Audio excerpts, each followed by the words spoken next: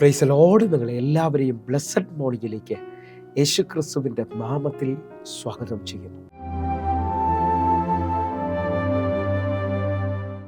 നിന്മാർവോടു ചേരട്ടെ ഞാൻ യേശുനാഥാ, ഇന്നേരം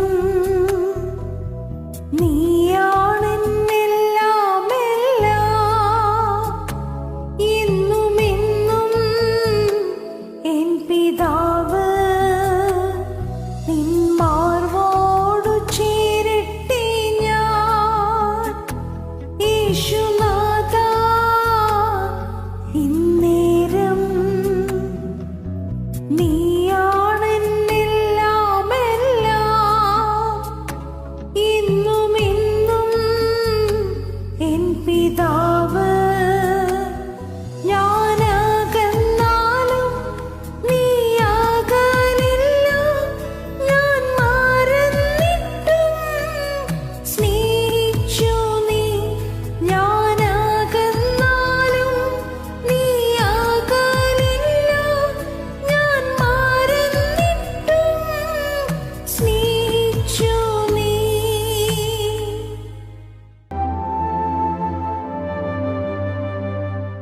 പ്രിയരെ, അനുഗ്രഹിക്കപ്പെട്ട ഒരു പ്രഭാതം കൂടെ നമ്മുടെ ജീവിതത്തിൽ അനുവദിച്ച് തന്ന വലിയവനായ ദൈവത്തെ നമുക്ക് ഒരുമിച്ച് ചേർന്ന് നന്ദി പറയാം. എത്ര പേർ പറയും, ഞാൻ നിന്നതല്ല, എൻ്റെ ദൈവം എന്നെ നിർത്തിയതാണ്? ഒന്നുകൂടെ പറഞ്ഞു കഴിഞ്ഞാൽ 2025 ഓഗസ്റ്റ് മാസം 13-ാം തീയതി വരെയും എന്നെയും എൻ്റെ കുടുംബത്തെയും കണ്ണിലെ കൃഷ്ണമണി പോലെ സൂക്ഷിക്കുകയും വിടുവിക്കുകയും ചെയ്ത വലിയവനായ ദൈവത്തിന് നന്ദി പറഞ്ഞുകൊണ്ട് ഈ പ്രഭാത ചിന്തയിലേക്ക് നമുക്ക് ഒരുമിച്ച് അടുത്തു വരാം. അധികാരിയുടെ മനസ്സിനെ തിരിക്കുന്ന ദൈവം. പ്രിയരെ, പ്രാരംഭവാക്യത്തിലേക്ക്, സദൃശവാക്യങ്ങളുടെ പുസ്തകം 21-ാം അധ്യായം അതിൻ്റെ 1-ാമത്തെ വാക്യം. രാജാവിൻ്റെ ഹൃദയം യഹോവയുടെ കയ്യിൽ നീർത്തോട് കണക്കിൽ ഇരിക്കുന്നു, തനിക്കിഷ്ടമുള്ളിടത്തൊക്കെയും അവൻ അതിനെ തിരിക്കുന്നു. പ്രിയരെ, ഈ പ്രഭാതത്തിൽ ദൈവം നമ്മുടെ ഇടപെട്ട അനുഗ്രഹിക്കപ്പെട്ട വചനത്തിനായി നമുക്ക് ഒരുമിച്ച് ചേർന്ന് ദൈവത്തിന് നന്ദി പറയാം. ഈ പ്രഭാതത്തിൽ ഞാനും നിങ്ങളും ചിന്തിക്കുന്നത് അധികാരിയുടെ ഹൃദയത്തെ തിരിക്കുന്ന ദൈവത്തെക്കുറിച്ചാണ്. നിങ്ങൾ വിശ്വസിക്കുന്നവരാണെങ്കിൽ നിങ്ങളുടെ മുകളിൽ നിൽക്കുന്ന അധികാരികളുടെ മനസ്സിനെ തിരിക്കുവാനായിട്ട് ദൈവത്തിന് കഴിയും. നമ്മൾ കുറിവാക്യമായി വായിച്ചത് രാജാവിൻ്റെ ഹൃദയത്തെ തിരിക്കുന്ന ദൈവത്തെക്കുറിച്ചാണ്. അവൻ ഇഷ്ടമുള്ളിടത്തേക്ക് അവൻ അതിനെ തിരിക്കുന്നു എന്ന് പറയുമ്പോൾ ഒരുപക്ഷെ എന്നെ കേൾക്കുന്നവർ പറയുന്നുണ്ടാകാം, രാജാക്കന്മാരുടെ ഹൃദയമല്ലേ? എന്നാൽ ഈ സമയത്ത് നിങ്ങൾ ശ്രദ്ധിക്കണം, നിങ്ങൾ ജോലി ചെയ്യുന്ന സ്ഥലത്ത് നിങ്ങളുടെ മുകളിൽ നിൽക്കുന്ന അധികാരികൾ ഒരുപക്ഷെ നിങ്ങൾക്ക് വിരോധമായിട്ടായിരിക്കാം നിൽക്കുന്നത്.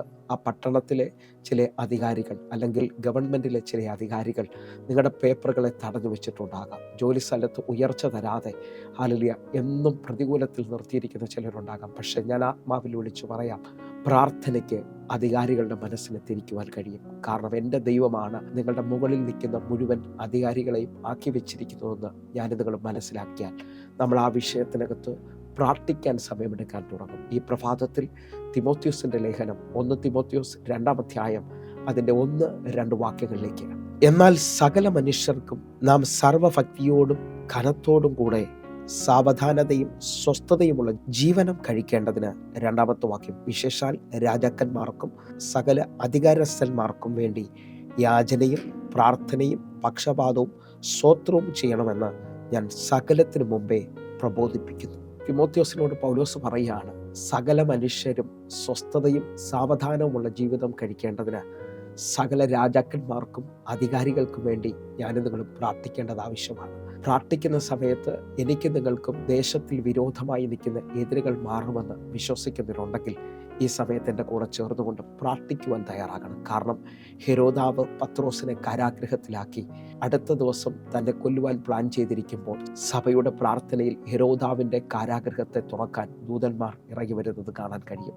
എന്നെ കേൾക്കുന്നവരുണ്ടെങ്കിൽ നിങ്ങളുടെ ജീവിതത്തിനകത്തും വഴി തുറക്കുവാൻ, നിങ്ങളുടെ ജീവിതത്തിനകത്ത് അത്ഭുതങ്ങളെ ചെയ്യുവാൻ ദൈവത്തിൻ്റെ ദൂതന്മാർക്ക് കഴിയുമെന്ന് നിങ്ങൾ വിശ്വസിക്കുന്നവരാണെങ്കിൽ നിങ്ങൾ പ്രാർത്ഥിക്കാൻ തുടങ്ങണം. എൻ്റെ ജീവിതാനുഭവം ഞാൻ നിങ്ങളോട് പറയാം. എൻ്റെ മൂത്ത മകന്, ഞാൻ ആ സമയത്ത് മറ്റൊരു രാജ്യത്തിലായിരുന്നു. ആ രാജ്യത്തിൽ ഇന്ത്യൻസിന് അത്ര പരിഗണനയില്ലാത്ത രാജ്യമാണ്. അവിടുത്തെ സ്കൂളിൽ എൻ്റെ മകനെ ചേർക്കാൻ ചെന്നപ്പോൾ അവിടുത്തെ സ്കൂളിലെ പ്രിൻസിപ്പാൾ എന്നോട് പറഞ്ഞു, ഇപ്പോൾ ഇന്ത്യൻസിൻ്റെ കോട്ട ഇല്ല, ഇവിടെ വേക്കൻസി എല്ലാം ഫുള്ളായിരിക്കുകയാണെന്ന് പറഞ്ഞു. എനിക്ക് മനസ്സിലായി പ്രാർത്ഥിച്ചാൽ ലഭിക്കുമെന്നുള്ളത്. ഞാൻ ആ രാത്രിയിൽ ചില സമയമെടുത്ത് പ്രാർത്ഥിച്ചിട്ട് അടുത്ത ദിവസം പതിവ് പോലെ വീണ്ടും എൻ്റെ മകനുമായി ഞാൻ ആ സ്കൂളിൽ ചെന്നപ്പോൾ അന്ന് കണ്ട അധികാരി തന്നെയാണ്, ആ പ്രിൻസിപ്പാൾ തന്നെയാണ്. പക്ഷെ ഞാൻ കയറി ചെല്ലുന്നത് കണ്ടപ്പോൾ തന്നെ ഓടി വന്ന് പറഞ്ഞു, നിങ്ങൾക്ക് വേണ്ടി സീറ്റുണ്ട്, വാ, നിങ്ങൾക്ക് വേണ്ടിയുള്ള കാര്യങ്ങൾ ചെയ്തു തരാമെന്ന്. കാരണം ഒരു രാത്രിയിൽ പ്രാർത്ഥിക്കുമ്പോൾ അധികാരിയുടെ ഹൃദയത്തെ ദൈവം തൊട്ടു എന്ന് ഞാൻ വിശ്വസിക്കുന്നു.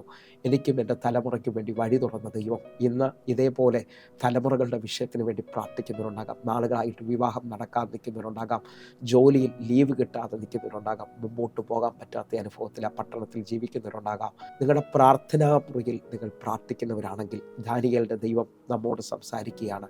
ദാനിയേൽ പ്രവചനം 2-ാം അധ്യായം അതിൻ്റെ 21-ാമത്തെ വാക്യം. അവൻ കാലങ്ങളെയും സമയങ്ങളെയും മാറ്റുന്നു, അവൻ രാജാക്കന്മാരെ നീക്കുകയും രാജാക്കന്മാരെ വാഴിക്കുകയും ചെയ്യുന്നു. അവൻ ജ്ഞാനികൾക്ക് ജ്ഞാനവും വിവേകികൾക്ക് ബുദ്ധിയും കൊടുക്കുന്നു. എന്നെ കേൾക്കുന്നവരുണ്ടെങ്കിൽ കര ഉയർത്തിപ്പിടിച്ച് ഈ മിനിറ്റിൽ നിങ്ങൾ പറയണം, അവൻ രാജാക്കന്മാരെ നീക്കുകയും രാജാക്കന്മാരെ വാഴിക്കുകയും ചെയ്യുന്നവരാണ്. വിശ്വസിക്കുന്നവരുണ്ടെങ്കിൽ എൻ്റെ ദൈവം ഉന്നതന്മാർക്ക് മുകളിൽ നിൽക്കുന്നവരാണ്. ആത്മാവിലൊന്ന് സ്വീകരിക്കുന്നവരുണ്ടെങ്കിൽ യോസേഫിനെ കാരാഗ്രഹത്തിൽ നിന്ന് മന്ത്രിപദത്തിലേക്ക് കൊണ്ടുപോകാൻ എൻ്റെ ദൈവത്തിന് കഴിയുമെങ്കിൽ ഞാൻ ഈ പ്രഭാത മെസ്സേജ് സംസാരിച്ചു കൊണ്ടിരിക്കുമ്പോൾ തന്നെ ചിലവരെ ഉയർച്ചയുടെ സമയം വെളിപ്പെടാൻ പോകുന്നു. നിങ്ങൾ പ്രാർത്ഥനയിൽ ഒന്നുകൂടെ നിൽക്കുമെങ്കിൽ നിങ്ങളുടെ ജീവിതത്തിനകത്ത് അത്ഭുതങ്ങൾ സംഭവിക്കാൻ പോവുകയാണ്. സുവിശേഷത്തിന് വിരോധമായി ഈ കാലഘട്ടം ഉയരുമ്പോൾ നിങ്ങൾ വിശ്വസിക്കുകയും പ്രാർത്ഥിക്കുകയും ചെയ്യണം. കാരണം നമ്മുടെ ദൈവം ആരും സഹായമില്ലാത്തവർക്ക് വേണ്ടി പ്രവർത്തിക്കുന്നവരാണ്. ഒന്നുകൂടെ ഒന്ന് പറഞ്ഞാൽ സഭാപ്രസംഗിയുടെ പുസ്തകം 5-ാം അധ്യായം അതിൻ്റെ 8-ാമത്തെ വാക്യം.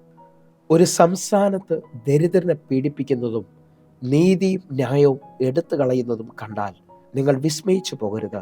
ഉന്നതനു മീതെ ഒരു ഉന്നതനും അവർക്ക് മീതെ അത്യുന്നതനും ജാഗരിക്കുന്നു. നിങ്ങൾ വിശ്വസിക്കുന്നവരാണെങ്കിൽ നമ്മുടെ കർത്താവ് ഉന്നതന് മുകളിൽ നിൽക്കുന്നവനാണ്. അവർക്ക് മീതെ അവൻ അത്യുന്നതനുമായിരിക്കുന്നത് കാണാൻ പറ്റും. നിങ്ങൾ വിശ്വസിക്കുന്നവരാണെങ്കിൽ നിങ്ങൾക്ക് ആ പട്ടണത്തിൽ നീതി ലഭിക്കുന്നില്ല, നിങ്ങളുടെ ജീവിതത്തിനകത്തൊരു ഉയർച്ച വരുന്നില്ലെങ്കിൽ നിങ്ങൾ പ്രാർത്ഥനാ മുറിയിൽ പ്രാർത്ഥിക്കാൻ തയ്യാറാകണം. കാരണം നമ്മുടെ ദൈവം ദേവന്മാർക്ക് മുകളിൽ നിൽക്കുന്നവരാണ്.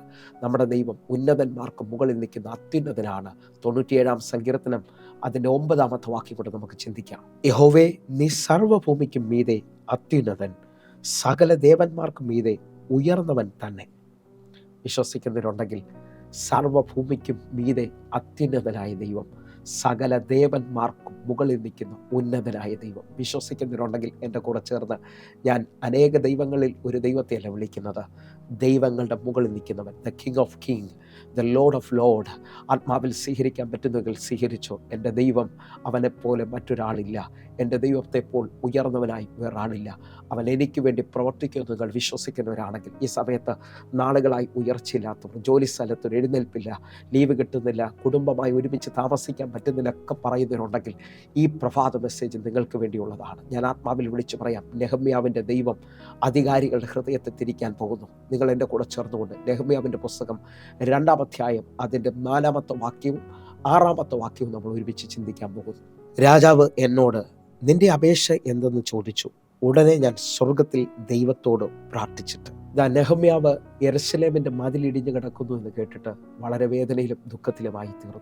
അത് പണിയണമെന്നുള്ള വലിയ ആഗ്രഹത്തിൽ രാജാവിൻ്റെ അടുക്കിലേക്ക് വരികയാണ്, ഒരു ലീവ് ചോദിക്കുവാനായിട്ട്. ആ സമയത്ത് രാജാവ് അവനോട് ചോദിക്കുകയാണ്, നിന്റെ അപേക്ഷ എന്താണ്? ആ അപേക്ഷ എന്താണെന്ന് ചോദിക്കുമ്പോൾ സ്വർഗത്തിലെ ദൈവത്തോട് അവൻ പ്രാർത്ഥിക്കുന്നത് കാണാൻ കഴിയും. നിങ്ങൾ വിശ്വസിച്ചുകൊണ്ട്, നിങ്ങൾ പ്രാർത്ഥിച്ചുകൊണ്ട്, ഇന്നലകളിൽ നിങ്ങളുടെ ജീവിതത്തിനകത്ത് നടക്കത്തില്ലെന്ന് പറഞ്ഞ ചില വിഷയങ്ങളിൽ ഒന്നുകൂടെ ഒന്ന് പ്രാർത്ഥിക്കാൻ പറ്റുമെങ്കിൽ ഈ സമയം നിങ്ങളുടെ പ്രാർത്ഥനയുടെ മറുപടി വരാൻ പോവുകയാണ്. രാജാവിൻ്റെ ഹൃദയം തിരിക്കാൻ ദൈവത്തിന് കഴിയുമെങ്കിൽ ഇതാ നിങ്ങൾ വിശ്വസിച്ച് എസ്തേറിൻ്റെയും മൊർദെഖായിയുടെയും ദൈവം രാത്രിയിൽ രാജാവിൻ്റെ ഉറക്കം കെടുത്തിയതായി കാണുകയാണ്. നിങ്ങൾ വിശ്വസിക്കുന്നവരാണെങ്കിൽ എൻ്റെ ദൈവം നിനക്ക് വേണ്ടി ചില അധികാരികളെ തൊടും, നിനക്ക് വേണ്ടി ചില പേപ്പറുകളെ സാങ്ഷനാക്കി തീർക്കും. ഒരു വഴിയും തുറക്കുന്നില്ല എന്ന് പറയുമ്പോൾ ഭാരപ്പെടരുത്.